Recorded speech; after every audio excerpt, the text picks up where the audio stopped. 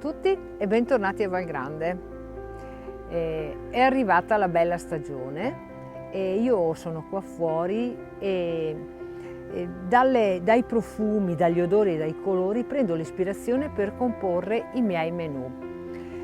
Sì, io ho proprio bisogno di questo, i menù li devo sentire ed è quello che faccio attingendo da quello che la mia azienda mi offre.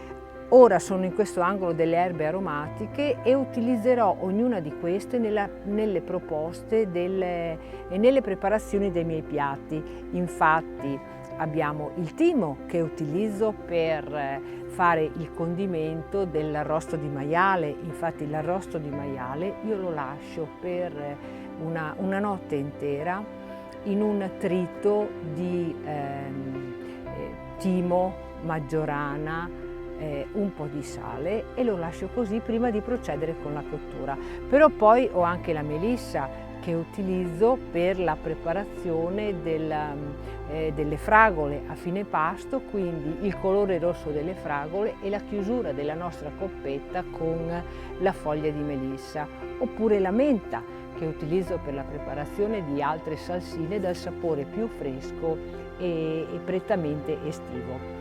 Se siete curiosi di assaggiare queste mie semplici preparazioni, però preparazioni volute e create con il cuore, io vi invito a venirci a trovare qui a Val Grande, a prenotare il vostro tavolo che potrete fare tra i contatti che trovate tra le pagine social dove noi siamo presenti o tra le pagine del nostro sito.